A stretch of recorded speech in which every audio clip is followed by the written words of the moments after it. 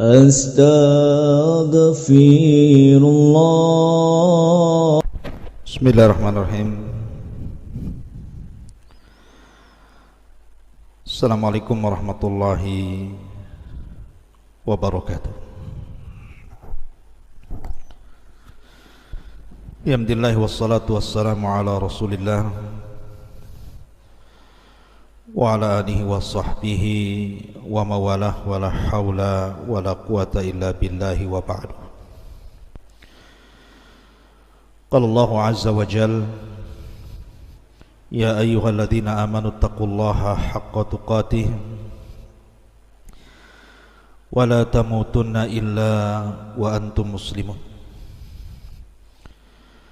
Wa qala sallallahu alaihi wasallam: Man salaka tariqan yaltamisu fihi ilma sahhalallahu bihi tariqan ilal jannah.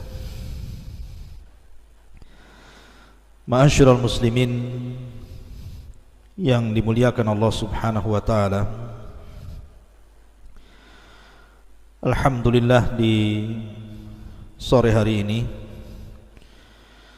dengan izin Allah Subhanahu wa taala kita dipertemukan kembali lewat media Jabal Uhud, dan pembahasan di sore hari ini kita akan mengupas tentang rahasia di balik harta Qarun.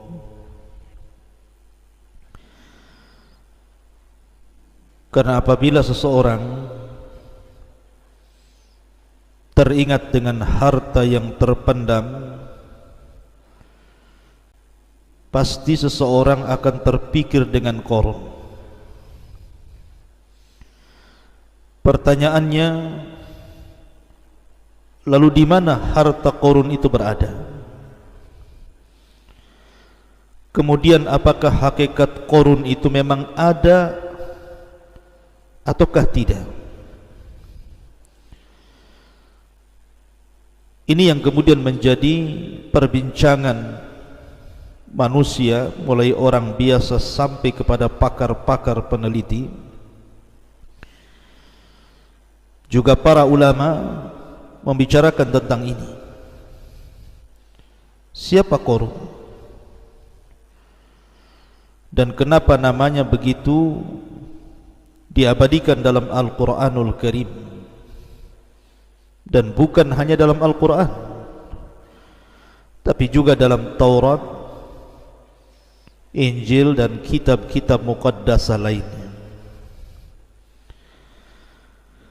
Ma'asyiral muslimin yang dimuliakan Allah Subhanahu wa taala, sebelum saya bicara tentang di mana letak harta Qarun itu,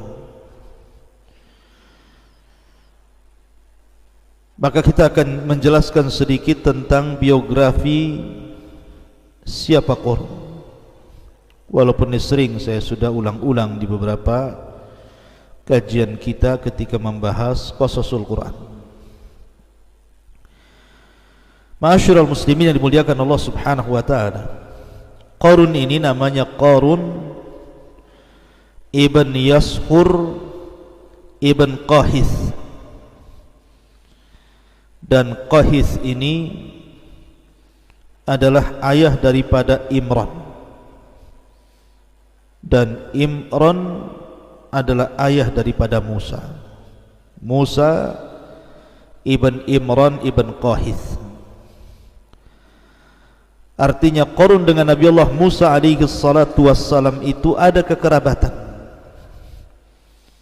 Dia satu di antara anak paman-paman Nabi Musa alaihi salatu wassalam, nasabnya berjumpa di Qahith.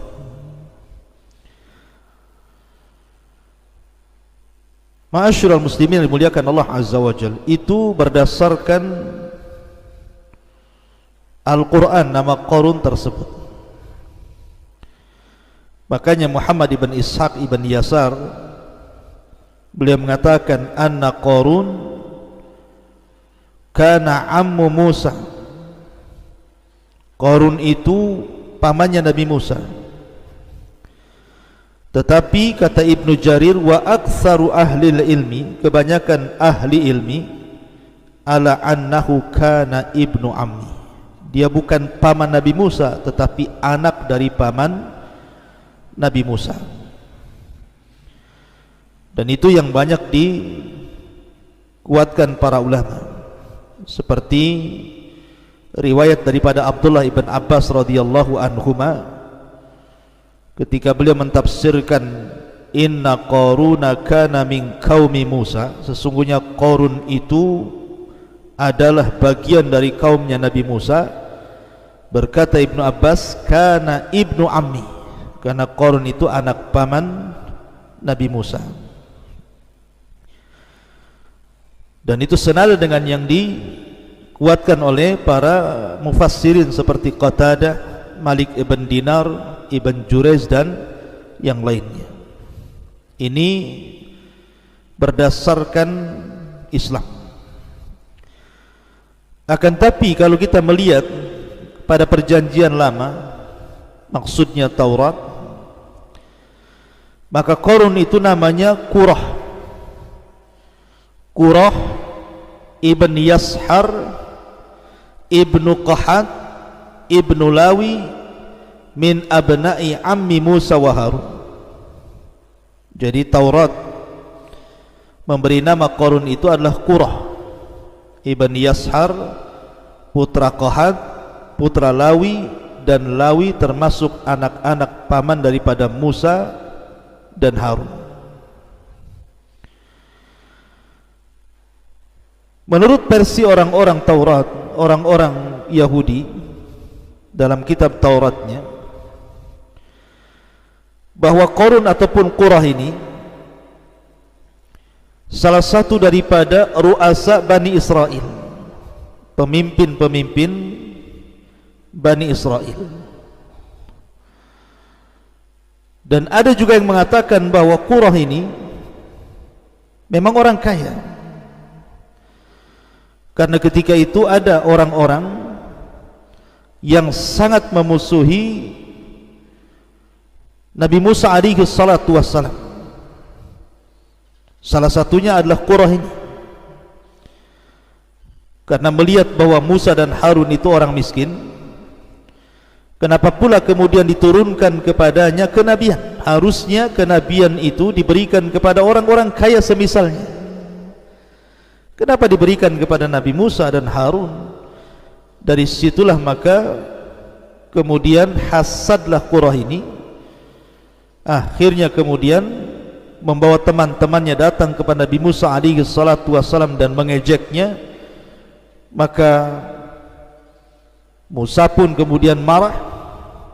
Akhirnya kemudian Musa pun mengatakan kepada Qurah alias Qarun dan juga kawan-kawannya seperti Dasar, Abira, Aun bin Farid dan yang lain yang disebutkan dalam kitab-kitab itu, kata Musa, karena kalian sudah lancang kepadaku, maka tunggulah azab akan menimpa kalian. Maka di hari ketika azab itu akan ditimpakan kepada Qurah ini, maka Allah memerintahkan Musa untuk membawa orang-orang yang beriman menjauh dari istananya.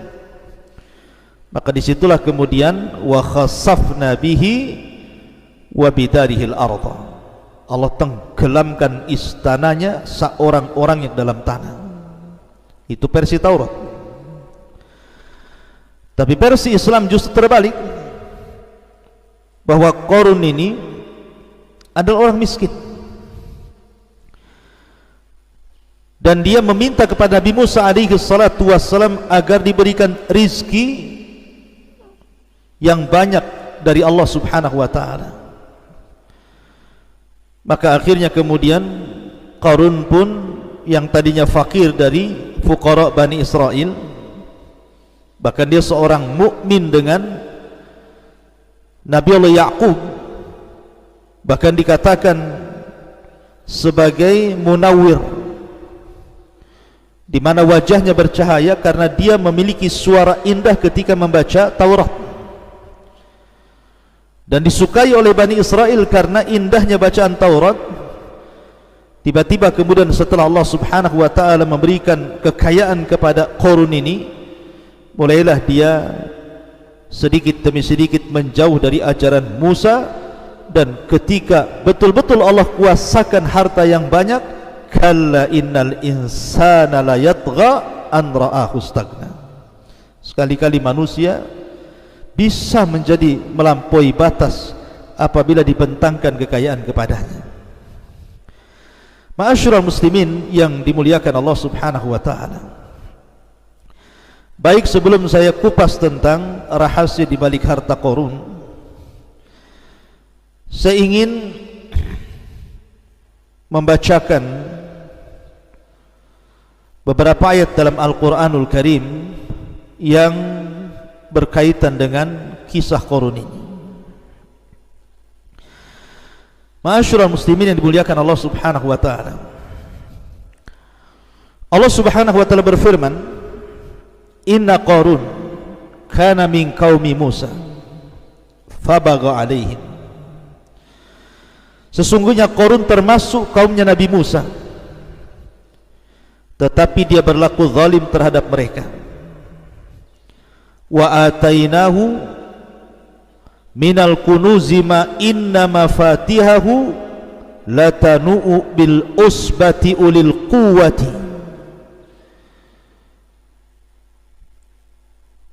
Dan kami telah anugerahkan kepada Qarun pembendaharaan harta yang kunci-kuncinya sungguh berat, dipikul oleh sejumlah orang-orang yang kuat, yang dikatakan oleh sebagian ahli tafsir bahwa kunci-kunci itu maksudnya kunci-kunci yang dibawa oleh orang-orang kuat dari anak-anak buah Qarun ini. Jadi kuncinya saja dibopong oleh orang banyak, saking besarnya. Itu baru cerita kuncinya, belum gudangnya maksudnya ya. Kuncinya saja sudah sebesar itu, belum gudangnya. Makanya kemudian Qarun ini merasa bangga karena banyaknya harta yang dimilikinya, terutama emas yang dikumpulkannya. Ma'asyiral muslimin yang dimuliakan Allah azza wa jalla, kemudian Allah subhanahu wa ta'ala katakan dalam ayat selanjutnya, idh qala lahu qaumuhu la tafrah innallaha la yuhibbul farihin. Ketika kaumnya berkata kepadanya, maksudnya orang-orang yang berakal, mengingatkan Qarun ini, janganlah engkau berlaga sombong, sungguh Allah tidak menyukai orang-orang yang membanggakan diri. Wabtaghi fima atakallahu daral akhirah wala tansa nasibaka minad dunya. Dan carilah pahala negeri akhirat dengan apa yang telah Allah anugerahkan kepadamu. Wa ahsin kama ahsanallahu ilaik. Tetapi janganlah kamu lupakan bagianmu di dunia dan berbuat baiklah kepada orang lain sebagaimana Allah telah berbuat baik kepadamu. Ilaika wala tabghil fasada fil ardi innallaha la yuhibbul mufsidin. Dan janganlah kamu berbuat kerusakan di bumi, sungguh Allah tidak menyukai orang-orang yang melakukan kerusakan. Artinya Qarun ini sudah dinasihati oleh orang-orang yang berakal, jangan sombong. Allah tidak suka orang sombong. Carilah dengan kekayaanmu itu negeri akhirat, dan jangan lupakan dari sebagian urusan dunia. Berbuat baiklah sebagaimana Allah telah berbuat baik kepadamu, dan jangan melakukan kerusakan di permukaan bumi. Allah tidak suka dengan orang-orang yang merusak. Jadi indah sekali nasihat ini kepada Qarun. Tapi Qarun ini justru merasa sombong dan mengatakan, qala innama utituhu ala ilmin indi. Subhanallah. Qarun berkata, sesungguhnya aku diberi harta ini semata-mata karena ilmu yang ada padaku. Sebagian para ulama mengatakan sebenarnya Qarun jadi kaya itu Dari mana kekayaannya? Kenapa kemudian Qarun ini dibicarakan umat satu dunia, Yahudinya, Nasraninya, Islamnya, semua berbicara tentang harta Qarun, tentang kekayaan Qarun. Kok bisa Qarun itu jadi kaya raya? Ada yang mengatakan bahwa asal kekayaan Qarun itu karena Qarun itu menguasai Ismul A'zam, nama-nama Allah Subhanahu wa ta'ala yang sangat agung. Seperti dalam nama Asmaul Husna dalam Islam itu kan ada Asmaul A'zam, ada yang mengatakan Al-Hayyu, Al-Qayyum, ada yang mengatakan Allah. Pokoknya disembunyikan mana satu dari 99 nama ini. Nah, Qarun ini menguasai betul Asmaul A'zam ini, sehingga Asmaul A'zam itu maksudnya kalau orang berdoa pasti dikabulkan. Sehingga karena dia menguasai Asmaul A'zam, seperti kalau kita membicarakan tentang Bal'am ibn Ba'ura, itu juga sama menguasai Ismul A'zam, di mana kalau berdoa mustajab, tidak mungkin ditolak. Lah dengan sebab Qarun menguasai Ismul A'zam itulah dia meminta kepada Allah untuk menjadi kaya raya, dan Allah kabulkan. Namun setelah itu dia kufur nikmat kepada Allah Azza wa Jalla. Walaupun pendapat ini tentu dibantah oleh para ulama, karena Ismul A'zam itu diperuntukkan bagi orang-orang yang beriman, bukan orang-orang kafir seperti Qarun. Kemudian yang kedua, Qarun ini dianugerahi oleh Allah Subhanahu wa ta'ala tentang ilmu kimia. Dia bisa merubah dari sesuatu yang tidak berharga menjadi berharga. Bahkan bahasanya pasir aja bisa dibentuk jadi emas. Bahkan dia membentuk pintunya dari emas murni dan juga kursinya. Tapi pendapat ini pun dibantah oleh para ulama. Maka yang benar apa? Yang benar Qarun kana tajira. Qarun itu jadi kaya karena berniaga, dan dia tujarul zahab, peniaga emas. Sehingga kemudian lambat laun, dari tadinya Qarun ini orang miskin menurut Islam gitu ya, kalau menurut ahli kitab justru dia sudah kaya. Tetapi kemudian dengan kesibukan berdagang, akhirnya kemudian dia berhasil menjadi orang kaya raya. Dia pun togok melampaui batas, wa takabbara, kemudian sombong kepada Allah Azza wa Jalla. Akhirnya Allah murka kepada Qarun. Jadi itu hasil kekayaan Qarun itu dari tajir. Ma'asyiral muslimin yang dimuliakan Allah Subhanahu wa ta'ala. Kemudian Qarun pun mengatakan, dengan bangganya dia mengatakan, innama utituhu ala ilmin indi. Kemudian Allah katakan, awalam ya'lam annallaha qad ahlaka min qablihi minal qurun man huwa ashaddu minhu quwatan wa aktsaru jam'a wa la yus'al an dzunubihimul mujrimun. Tidakkah dia Qarun itu mengetahui bahwa Allah telah membinasakan umat-umat sebelumnya yang mungkin jauh lebih kuat dibandingkan Qarun dan lebih banyak harta dibandingkan Qarun, dan orang-orang yang berdosa itu tidak perlu ditanya tentang dosa-dosa mereka. Ma'asyiral muslimin yang dimuliakan Allah Azza wa Jalla, Qarun ini kan sangat kaya, suka menggunakan pakaian-pakaian yang syuhrah, yang megah, ingin menunjukkan bahwa dia orang kaya.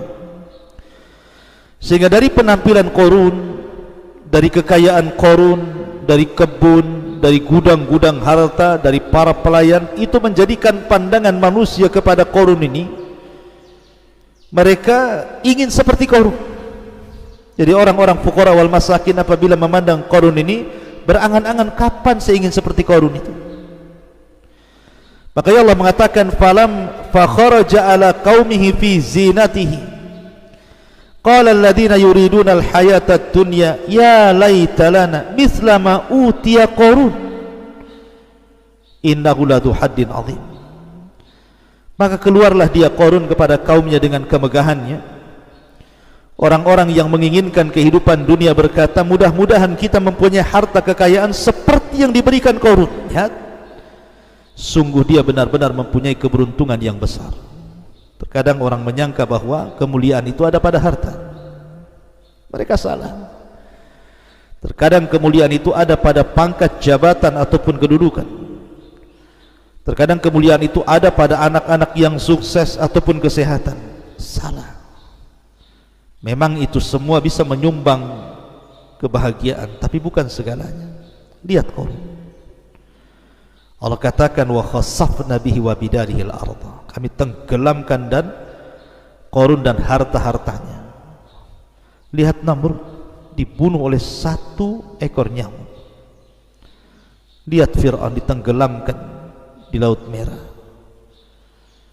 Lihat Al-Walid ibn Mughirah, Allah ancam dengan masuknya dia ke neraka Saqar.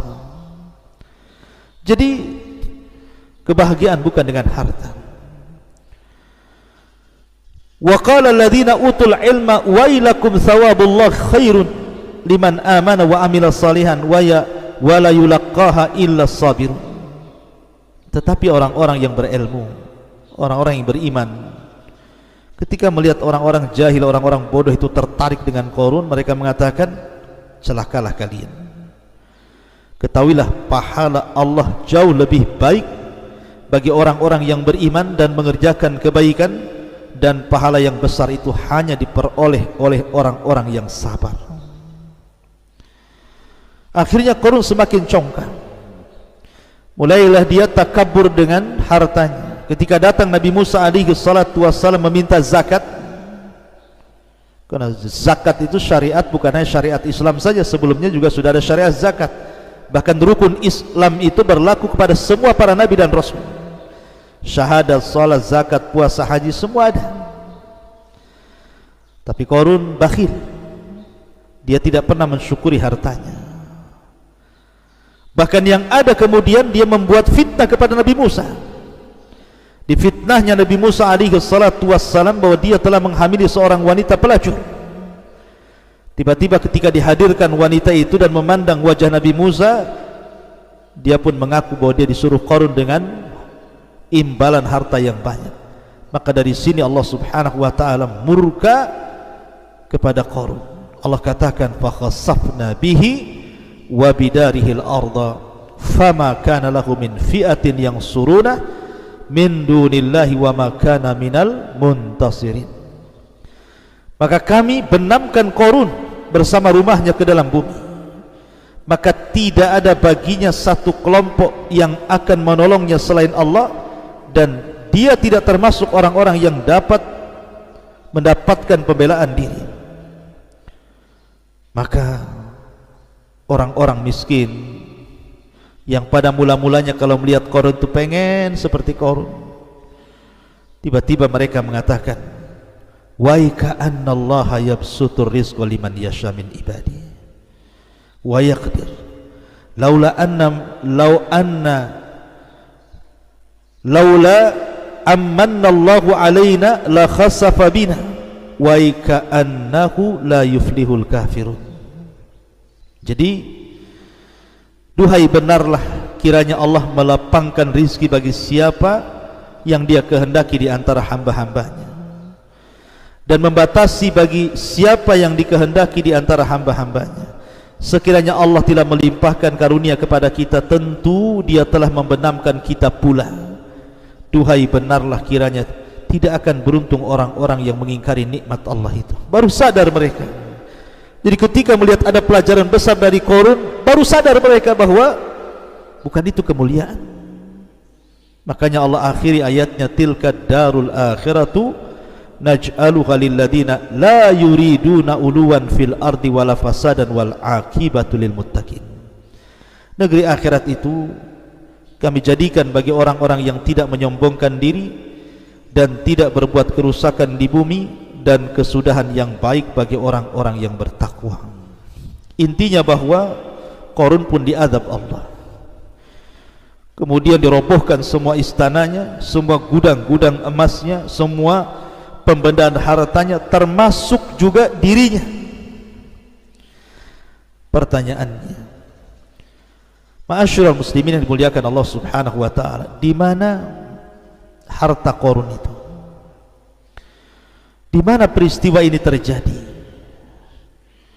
Ma'asyiral muslimin yang dimuliakan Allah Subhanahu wa taala, sebelum saya jelaskan, kita akan jelaskan dulu sebenarnya peristiwa Qarun, perselisihan Qarun dengan Nabi Musa itu di Mesir, ataukah setelah Nabi Musa membawa Bani Israel sampai ke negeri Tih. Kalau versi Taurat, bahwa kejadian perselisihan Qarun dengan Nabi Musa alaihi salatu wassalam itu terjadi di Mesir. Karena ada yang mengatakan Qarun itu adalah salah satu dari orang-orang atau wazirnya Fir'aun dan Haman.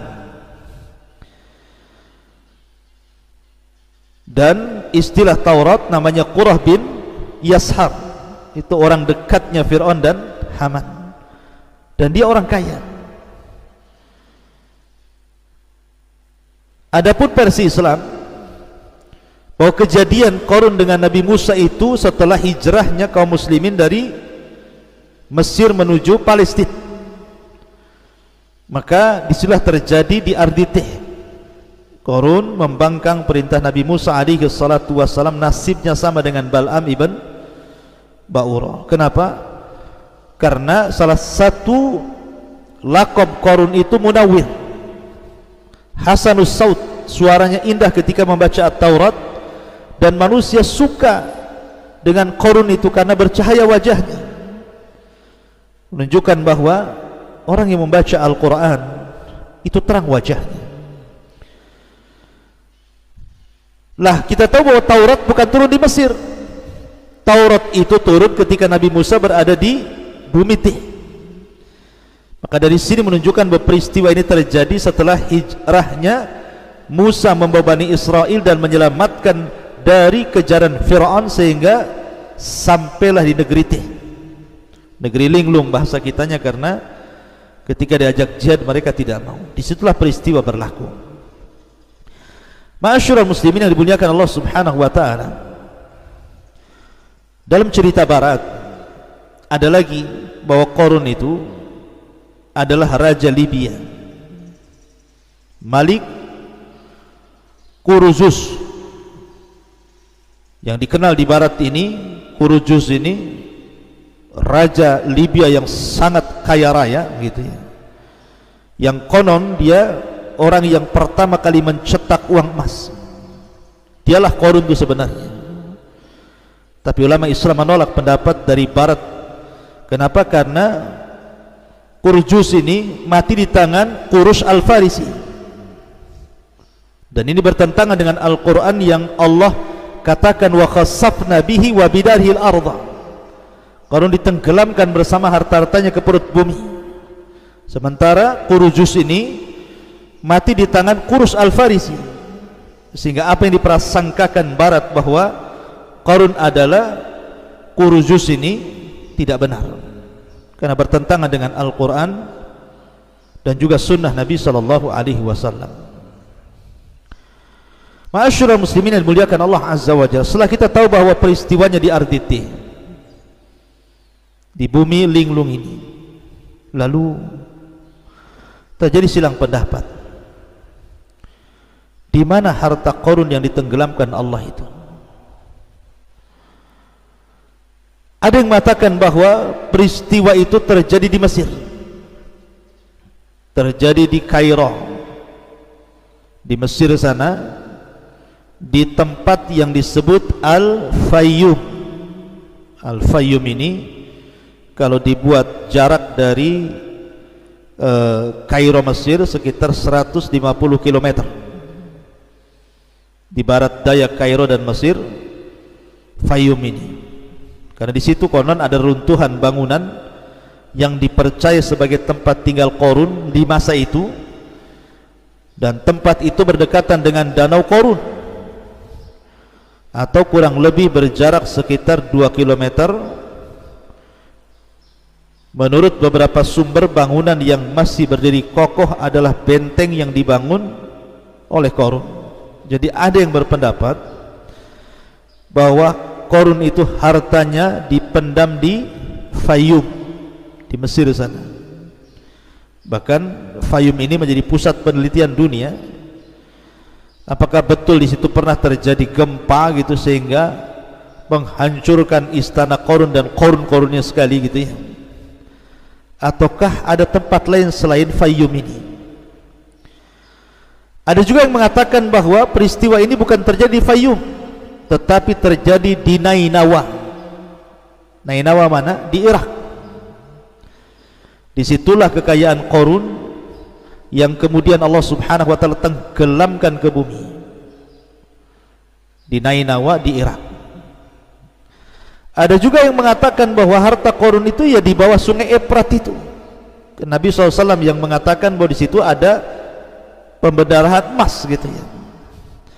Tapi ma'asyiral muslimin, Quran ataupun sunnah Nabi SAW tidak menjelaskan secara detail letaknya di mana, kemudian waktunya kapan, karena kelahiran Qarun dan wafatnya Qarun aja tidak dijelaskan. Yang disepakati bahwa Qarun itu hidup di zaman Nabi Musa dan mati di zaman Nabi Musa. Tapi kapan lahirnya, kapan wafatnya tidak dijelaskan. Termasuk tempat ditenggelamkan Qarun dan juga seluruh istana dan kekayaannya tidak dijelaskan. Sehingga kita hanya berpatokan kepada Al-Quran dan Sunnah Nabi SAW, karena tidak ada keterangan yang jelas dari Quran Sunnah tentang letaknya di mana. Sehingga kemudian manusia menerka-nerka, ada yang mengatakan di Fayum di Mesir, ada yang mengatakan di Nainawa Irak, ada yang mengatakan di Efrat gitu, dan begitu seterusnya. Yang jelas bahwa kemungkinan bisa terjadi. Yang jelas bahwa Qarun pernah ditenggelamkan bersama hartanya. Di mana harta itu berada, wallahu a'lam. Itu yang paling selamat, wallahu a'lam. Ma'asyiral muslimin yang dimuliakan Allah Subhanahu wa ta'ala, maka kita tidak bisa memastikan keberadaan harta Qarun yang terpendam di dasar bumi itu. Tapi yang jelas bahwa Al-Quran ketika menceritakan sebuah kisah, yang paling inti itu bukan bicara tentang tahun kelahiran, tahun wafat, di mana kejadian, di tempat mana, bukan itu. Tetapi ketika Allah menceritakan sebuah kisah itu untuk diambil fawaid dan juga ibrah. Lalu apa yang kita bisa ambil, kita petik dari pelajaran kisah Qarun? Yang pertama, al-malu yakunu fasadan wa wabalan ala sahibihi idza lam yastakhdimhu fi ta'atillah. Namanya harta itu akan menggiring manusia kepada kerusakan bagi pemiliknya kalau tidak digunakan di jalan Allah. Makanya ada istilah sabda Rasul, malun salih li rajulin salih. Harta yang baik itu kalau yang megang orang baik. Tapi harta bisa jadi jahat kalau yang megang orang jahat. Yang kedua, kasratul mal laisat dalilan ala mahabbatillah wa ridha anil abdi. Banyaknya harta itu bukan dalil seseorang itu mendapatkan kecintaan Allah dan keridhaannya, tidak. Karena ada salah persepsi dari masyarakat, kalau harta banyak, Rabbi akraman, oh Rabbku sedang memuliakanku. Tapi kalau disempitkan rizkinya, dia pun mengatakan Rabbi ahanan, oh jangan-jangan Rabbku sedang merendahkan diriku. Bukan itu. Kenapa harta bukan dalil orang itu dicintai Allah? Karena harta itu bersyirikat, mukmin kaya, kafir juga kaya. Abu Bakar kaya, Utsman kaya, Abdurrahman bin Auf kaya. Tapi Abu Jahal juga kaya, Abu Lahab juga kaya, Umayyah juga kaya, Sulaiman kaya, Namrud juga kaya, Qarun juga kaya, Fir'aun juga kaya. Artinya kekayaan itu bersyirikat antara mukmin dan kafir. Lalu apa kemuliaannya kalau bersyirikat? Maka bukan menunjukkan kecintaan Allah dan ridhanya. Yang ketiga, kufrun ni'matillah bahwa kufur terhadap nikmat Allah Subhanahu wa taala sababun fi ta'jilil uqubati fid dunya wal akhirah, bisa menjadi penyebab disegerakannya siksa di dunia bahkan sebelum akhirat. Seperti Qarun, di akhirat sudah jelas tuh, di dunia sudah diadab sebabkan kufur nikmat. Kemudian yang keempat, Allah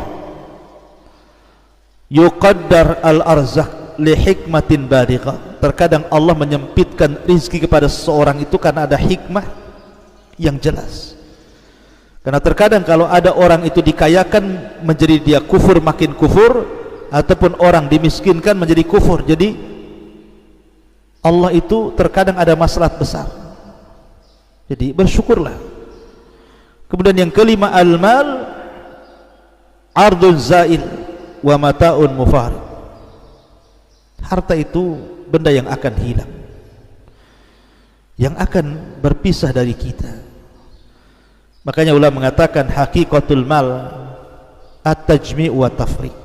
Hakikat harta itu kita kumpulkan, habis itu kita tinggalkan. Anda bekerja dari 20 tahun, 30 tahun, 40 tahun, sekarang sudah 60 tahun, sudah punya rumah, punya kebun, punya ATM, punya rekening, punya ini, punya itu, tiba-tiba besok mati karena corona. Dibawa harta Anda ke dalam kuburan? Tidak. Yang berpisah pertama dari badan harta kita. Setelah keluarga mengantar ke kuburan kemudian meninggalkan, baru keluarga kita. Setelah itu ribut warisan kita.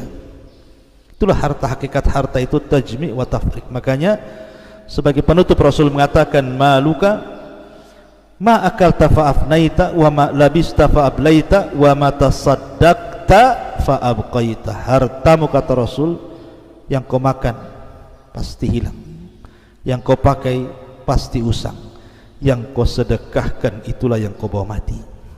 Subhanallah bihamdika asyhadu an la ilaha illa anta astaghfiruka wa atubu ilaik. Allahu ta'ala. Assalamualaikum warahmatullahi wabarakatuh.